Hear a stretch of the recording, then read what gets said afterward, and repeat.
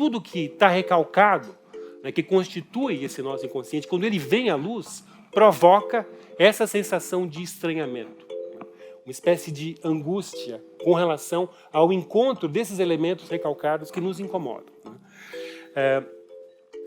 E todo mundo aqui leu Metamorfose. Imagino que desde a adolescência, pelo menos, não vou dizer da infância, que é meio maldade para uma criança ler esse livro. Esse projeto kafkiano, que a gente pode chamar assim, um projeto literário, né, de trabalhar com esse elemento inconsciente, ou com esse elemento recalcado da cultura e do corpo, como a gente vai ver, né, tem a ver, talvez, né, isso é uma hipótese, com a própria situação existencial dele. Como eu falei, ele era de uma minoria de língua alemã e judaica de Praga. Então, uma espécie de minoria dentro da minoria. Essa situação de estar fora e dentro ao mesmo tempo era a situação cotidiana dele. Então, ele vivia essa situação de Unheimlichkeit, de estranhamento, de estar em casa e sem casa, no cotidiano dele. Isso fazia parte da vida cultural e psicológica dele, né? Esse não lugar e essa busca de um lugar nessa pátria, que é uma pátria tcheca, de língua tcheca, e ele como sendo um judeu de língua alemã.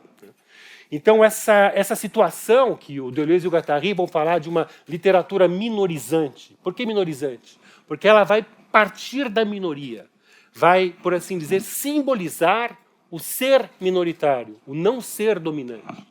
Então, essa situação estabelece também uma série de características próprias dessa literatura que vai o tempo todo buscar um ponto de vista diferente. Ele desloca a história da literatura. O Kafka, como todo grande escritor, era um grande leitor. Ele adorava ler, ele conhecia profundamente a tradição, por exemplo, do romantismo alemão, né? Se vinculava a essa tradição literária, né? Mas ele vai fazer aquilo que o Günther Anders, que é um dos intérpretes da obra dele, um dos melhores, um filósofo alemão, chamou de deslocamento. Eu gosto muito dessa expressão, deslocamento, porque ele não só desloca, mas ele enlouquece. E enlouquecendo, ele revela a loucura que é o nosso estar no mundo, na modernidade. Então ele deslouca, né? Esse deslocar é fundamental, né? E ele falava dessa situação difícil e inóspita que ele abrigava e que marcou a sua obra. Então, numa carta ao seu grande amigo e depois biógrafo Max Brod, falando de jovens judeus que começaram a escrever em alemão, ele fala que essa literatura nasce de algumas impossibilidades fundamentais. Aí eu cito o Kafka. Olha que formulação. A impossibilidade de não escrever, a impossibilidade de escrever em alemão, a impossibilidade de escrever de maneira diferente. Quer dizer, praticamente, essa literatura nasce de uma afasia, né? De uma não linguagem, de um não lugar. E ele arremata. Também se pode acrescentar uma quarta impossibilidade, a impossibilidade de escrever. Então ele vai da impossibilidade de não escrever até a impossibilidade de escrever, numa montagem totalmente aporética e autocontraditória. E a literatura dele encena essas aporias, encena esses becos sem saída, né? Essas contradições sem solução.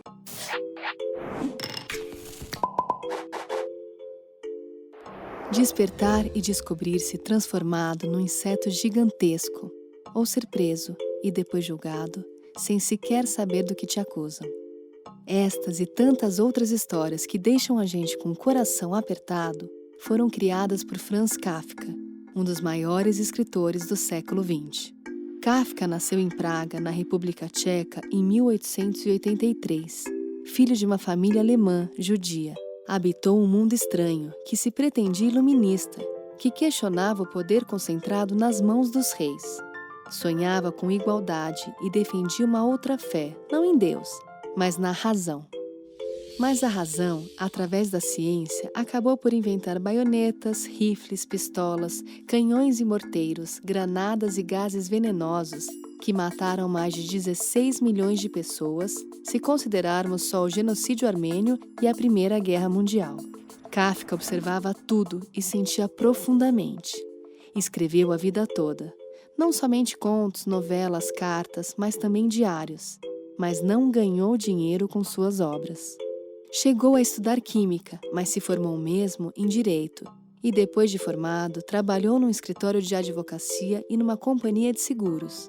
Talvez por isso o mundo de Kafka trate do absurdo, da impotência que sentimos diante da força das leis e do poder das autoridades, juízes, advogados, policiais e políticos. Das contradições sem solução, do corpo e dos desejos reprimidos.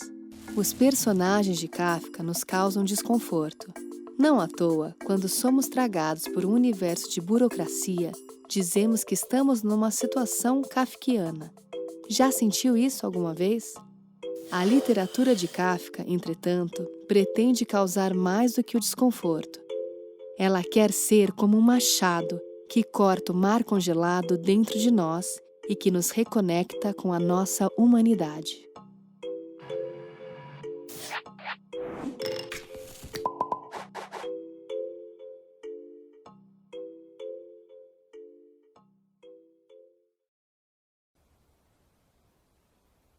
O Kafka ele apresenta muitas parábolas e nos seus romances situações, como a própria Metamorfose que todo mundo aqui leu, né, onde as pessoas estão fechadas, enclausuradas.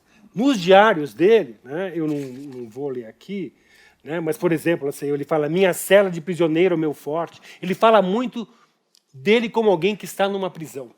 Novamente, ele, Rotpeter, né, dele, que é alguém que se transformou homem de dentro de uma prisão. Né?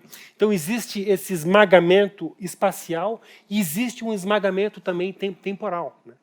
Que tem a ver com uma temporalidade que também é uma temporalidade daquilo que a psicanálise chama de temporalidade do trauma. O indivíduo que está dentro, enclausurado, numa situação traumática, ele não consegue sair do tempo do trauma. Esse tempo do trauma ele não caminha. Não existe justamente processo. A psicanálise significa pôr em processo essa clausura da memória traumática, que é uma clausura espaço-temporal. A pessoa está aprisionada naquela situação. Mas a arte ela tem esse caráter de produzir imagens que são eventualmente capazes de romper com a nossa indiferença com relação ao outro. Né? Nós vivemos, lamentavelmente, num momento muito fascista no Brasil e em outros países do mundo, né? Onde existe um grande distanciamento, uma indiferença com relação ao sofrimento dos outros. Né? Então, essa tendência, né, política a um certo egoísmo, eu acho que a arte consegue combater isso, porque se a gente pensar no cinema, mas não só, também nas artes plásticas visuais de um modo geral, né, ela tem a capacidade, a literatura, evidentemente, né, de construir canais, pontes poderosas para o outro, aproximando esse outro, gerando laços, né, afetivos e compassivos que são importantes de serem cultivados nessa era, né, de monolinguismos, de fascismo, que lembra a República de Weimar, né, que lembra esse período, né, do entre-guerras da Alemanha, que, lamentavelmente, foi o que gestou exatamente o ovo da serpente do nazismo. Né? Então, a gente tem que tomar muito cuidado com essa nossa era, né, dessas certezas absolutas, né, porque, justamente, a arte ela é interessante. A gente vê, o Kafka ali mostra isso muito bem. A arte ela é ambígua. Ela é aberta. Por isso que eu falo, não dá para dizer que a metamorfose significa isso, talvez. Não. O que é legal é que cada um de vocês aqui vai ler de uma maneira diferente e a cada vez vão ler novamente de uma maneira diferente. Por isso que eu falo que a arte é perigosa, que um Kafka é perigoso e por isso que ele era censurado, né, pelos nazistas. Porque justamente esse tipo de literatura faz com que as pessoas se empoderem, né, pensem com a própria cabeça. E, portanto, eu acho que tem sim um papel importante, né, as artes, mas evidentemente a gente não pode falar de um predomínio único, exclusivo das artes como meio de sublimação.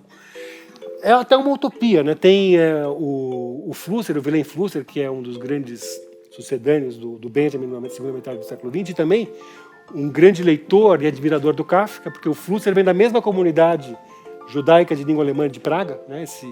esse filósofo que nasceu em 1920 e se tornou brasileiro, né, a partir da imigração dele para o Brasil, que ele fez em 1940, né, e viveu em São Paulo até 1973. Também tem textos muito interessantes sobre Kafka, onde ele analisa a relação da obra do Kafka com a cidade de Praga, né, que ele conhecia muito bem, que é a cidade também da infância dele, do Flusser.